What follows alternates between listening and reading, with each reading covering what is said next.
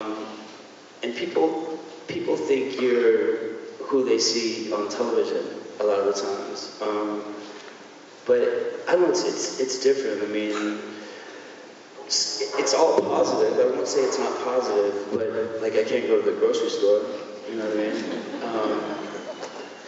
Yeah, it's, even on the flight here this morning, I worked all last night, I'm all beat up and stuff, but you know, I'm all cranky in the morning and I get on the plane and, you know, people are going by like this with their cell phones, you know, I know what you're doing, you know what I'm saying? And, you know, I mean, you know, I said that story before, but like, you know, I was on a plane not too long ago and I opened up a sandwich in the front row and I turned around and everyone's videotaping me eating a sandwich. And so I got up and ate the sandwich in the bathroom. So, I mean, it's positive and it's negative, you know what I mean? Yeah, no, I do. Before cell phones with cameras and the internet, all that stuff was controlled, you know? Everybody's image was controlled to, you know, in a very precise way, and then, you know, it all changed in an instant. So let's talk a little bit about your sort of creative life outside of acting a little bit. And we're going to work our way to a shameless plug for a new show that we're doing with you. You're a photographer. I brought these books. If you don't know this about him, he's an insanely talented photographer. And you published 2 books. What is it about photography that sort of, you know, feels like a natural extension of who you are? Why is it important to you? I don't know, it's weird to call myself a photographer because there's so many photographers that know so much more than I do, you know? I just take pictures, you know? It's weird to call myself an artist. I just make art. It's weird to call yourself an actor. I just act in things. But, you know, I just got into photography. I mean, I've done shows as a sculptor, and rock and metal and wood, all that stuff. I mean, I was telling somebody about I made 3 short films that I directed and edited and shot, and I didn't know how to edit, but I was like, no one's touching this. So I learned how to edit it, you know, which everyone screamed at me. But in one of those films, I was in a car crash in Berlin, which got me into directing the short films. But like I got hit by a bus there, and like my whole head was a hamburger, and I was like, man, I'm never gonna act again. Like, this sucks. Like, what am I gonna do now? And this director gave me these little green army men, and I put them all over the floor of the hospital room, and borrowed a camera, and I just read this thing about Miles Davis, and so I wrote a script in my head about being inside the head of Miles Davis. So I'm in a hospital gown with a patch over an eye, and my head's purple, and I'm setting it up and directing these shots, and I'm writing these things, and I don't know, one thing leads to another, and I'm just still doing everything I would have done anyway. Does that make sense? Yeah, no, it does. No, look, your path has been so interesting and unplanned, which, you know, I sort of fall into the same category. But I think that's in some way the mark of I know you don't love the term artist, but, you know, you're obviously a very creative person, and, you know, creatively expressing yourself is a big part of your life. And the books, by the way, if you haven't seen them, you should order them. The photography book is called The Sun's Coming Out, Up Like a Big Bald Head, which I'm assuming has nothing to do with me. Yeah, that's actually after the car crash when I started looking human again, right there. And then the title, The Sun's Coming Up Like a Big Bald Head, is from a Laurie Anderson song. My mom took me to a Laurie Anderson concert when I was a kid, and she comes out with this glow-in-the-dark violin, and then her head pops up on the screen, and she goes, "The sun's coming up like a big bald head." It scared the shit out of me. But I always remembered it, and then I went and I met her with Debbie Harry, and I was like, you know, I have a book like you. So she had to see the photos and approve them before I could make it. That's where that comes from. A lot of people ask me what that means. But I'm just going to continue to think maybe it had something to do with me, but the Laurie Anderson. Okay, let's go with that. So the photos are sort of an unbelievably cool mix of stuff that is sort of super dark and super sort of, just weird, and then there's some super whimsical stuff in there too, and there are these super loving pictures of, your son in the book, a bunch of them. It just sort of leaves a little mystery around your creative sensibility. What is your creative sensibility? How would you describe it? Some of those photos are just roadkill. That I had a show in Times Square, all for charity, and they were going, my publicist called, he's like, they're freaking out, you can't have cats with their eyeballs popped out in Times Square. And I was like, well, then just cancel it. And he's like, no. And then we sold all those in like 10 minutes, and it all went to charity. But I don't know, I think people tell me that I like to take really dark things and find beauty in them. I didn't plan to do that. Yeah, well, no, but I think that's a great way to sum it up. That shows in your work. By the way, you also have some pictures in there of taxidermy, which is an art form that, I had a sort of period of my life where I was sort of obsessed with it. Did you do it? I did not do it. I'm not sure I can bring myself to do it. I was like the kid who couldn't cut open the frog in 8th grade. But we did make a brief TV show about taxidermists, these kind of rogue taxidermists who do all this sort of, non-traditional stuff. Yeah, no, it's a very cool, little subculture that's growing all the time. So masks are another thing that are a big thing in your life. You collect them. Just what drew you to that as something to collect? I don't know. I like the idea of hiding behind a mask. I wear sunglasses all the time. You feel kind of comfortable if you cover up your face for a second, I think. But I started using them in photos. It's funny because, I was talking to this friend of mine. I had this really pretty girl come to my apartment years ago. And I know why she was there, you know what I mean? And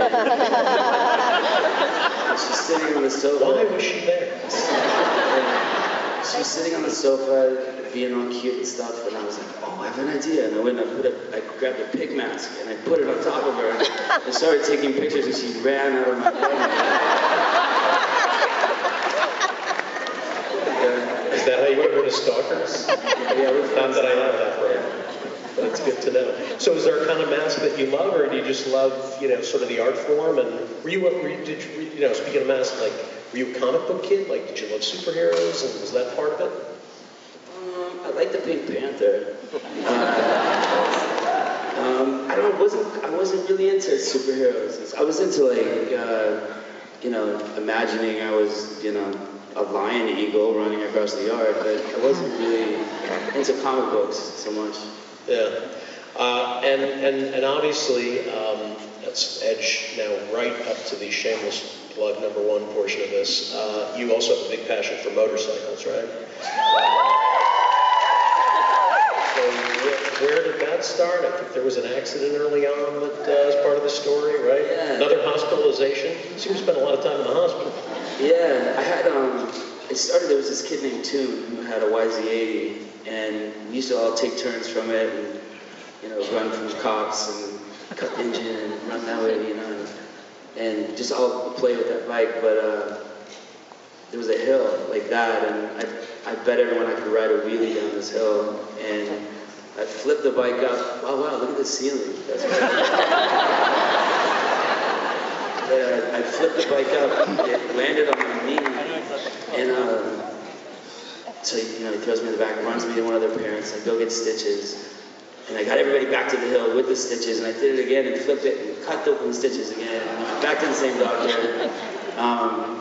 But that's the accident, I think. Is that the accident? There's so many accidents. That's accident #1?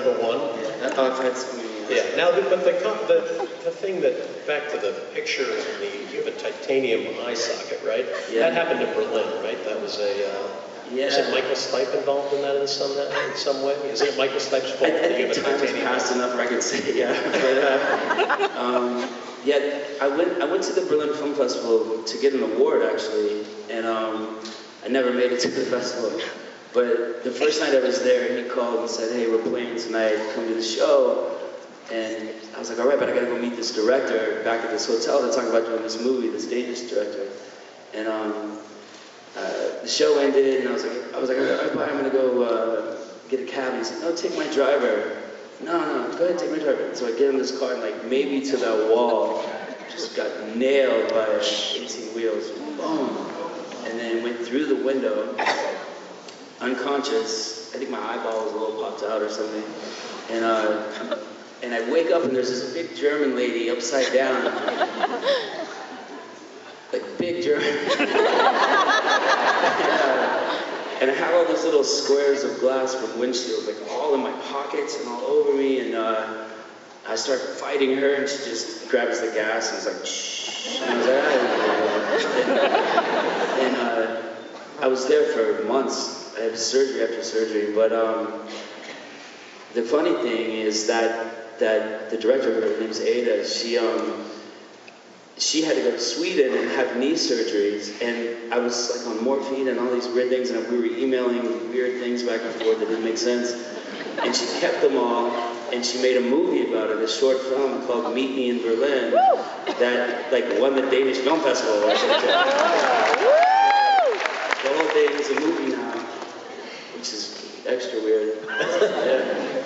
Everything happens for a reason. So let's back to bikes for a second, because we never got the plug-in. So let's do it. You're on a show on AMC, a network that I'm familiar with, called Ride. June 12th, right after Preacher. And it is sort of the natural sort of evolution of your love of motorcycles. So motorcycles, in spite of ending up in the hospital early on, you didn't give up. Another sort of distinguishing characteristic of yours. Just talk about how that experience has been, and you're still a big biker. You do it on your free time. You ride every weekend. You ride to work every day. Yeah, I ride all the time. I used to have bikes over at Rising Wolf Garage in the East Village, and I brought them all down to Georgia because it's so nice the riding down there. But but I'm really into motorcycles. Can I say somebody that was on the show? Because this was a really funny story. Yeah. Okay, so you know that band Mastodon? So Brent's a friend of mine, and he and I did a ride through New Orleans. And I hope this makes a cut because it's so stupid. It's so awesome. But we were riding these sort of new bikes, and there's switches that you hit, and the seat heats up, and it's really hot. And it was really hot in New Orleans, so every time Brent wasn't looking at me, I'd sweat. And he'd be riding around, and he's like, my ass is on fire right now. And sooner or later, he caught on what I was doing, right? And so we wake up really early, come out of this hotel, and we're taking off down the freeway, and we pull up to a light, and he's like, what the fuck? Like right off the bat, like 7 in the morning.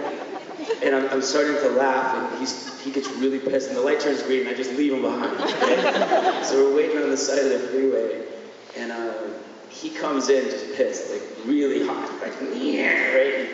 And I'm sitting on the side of the freeway, and there's a ditch right here, and he pulls up next to me, and he stands up and he starts screaming, and he falls. It was like the most uncool moment ever. I'm just sitting there, he stands up, he's screaming, he falls into me, I fall into a ditch, and we slide down that ditch like all on camera.